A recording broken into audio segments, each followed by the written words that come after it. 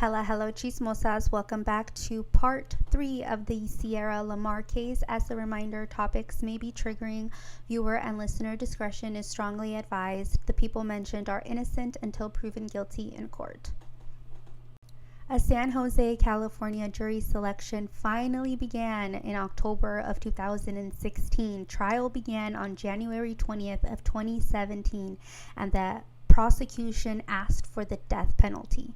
During the sentencing phase, the killer in the case, after being convicted, the killer's sister, Lucero Garcia, described what it was like growing up with an abusive, alcoholic father who would later up in prison for sexually abusing her from the age of 5 to 15. Francine Sarmiento testified, saying that she was Antolin's fiancée. They did not know Sierra or her family. Francine also testified that she was not with Antolin on the morning he murdered Sierra. But after Antolin killed Sierra, he went on a weekend ski trip with his fiancée Francine, his best friend Danny, and Danny's cousin.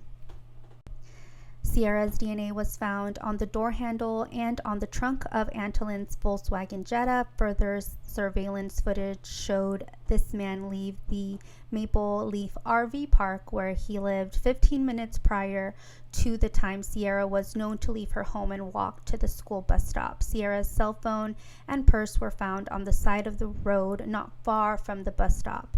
His attorneys even suggested that because Antolin grew up near pesticide-filled strawberry fields, he ended up messed up in the head.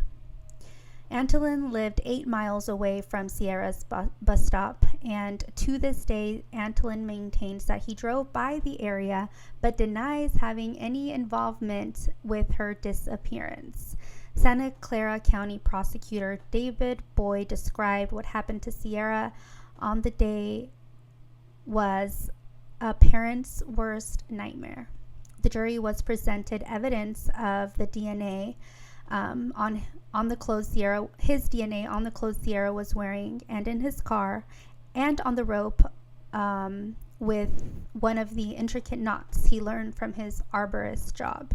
Closing arguments were executed on May 2nd of 2017, and finally on May 9th, 2017, Antolin Garcia Torres was convicted of first-degree murder for the murder of 15-year-old Sierra LaMar in 2012.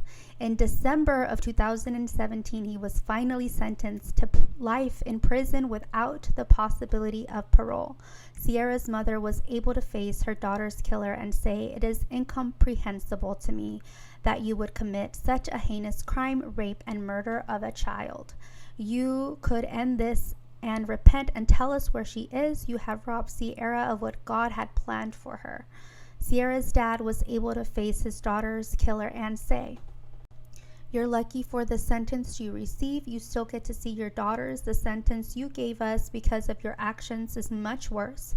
I can never see Sierra again. I hope the fact that you not admitting where Sierra is will eat away at your brain like cancer."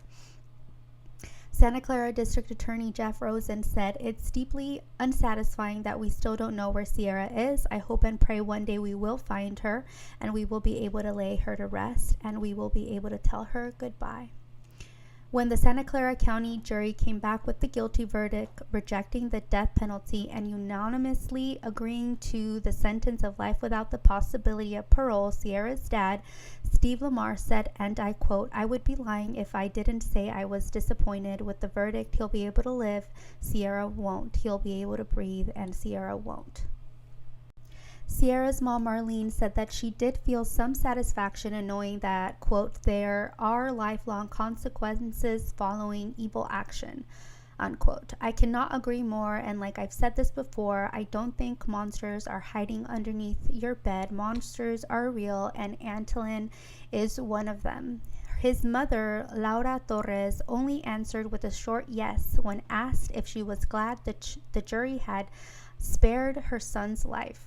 California has not executed an inmate since 2006, but the more I research and tell you the stories of the real-life cucuys and lloronas of the world, the more I think they should bring it back. I personally believe rapists should be castrated. Jeff Rosen, Santa Clara District Attorney, said the jury made it so he will die in prison and never take another breath as a free man. This child murderer will never hurt another person, nor another family, nor another community, unquote. It is rare that cases go to trial without a body, but the DNA evidence was so strong in this case that thankfully it made it possible. This real-life kukui is right where he belongs, serving life without the possibility of parole at Corcoran State Prison for kidnapping and murder of Sierra LaMar in March of 2012. We reached the end of today's episode of Bay Area Housewife of True Crime. Thank you so much for coming down the rabbit hole where I currently live. Stay tuned for the next episode on the next case. Make sure to follow me on all socials by the same handle, Bay Area Housewife. You can find me on Spotify, Apple Podcast, YouTube, and of course here on TikTok. If you like my content, do me a solid and rate my show wherever you listen. As always, I accept and respect your opinions. I welcome all comments, questions, case suggestions. I love to hear from you. Call me, beat me at yayareahousewife@gmail.com. I'll see you chismosas y chismosos in the next episode. Adios.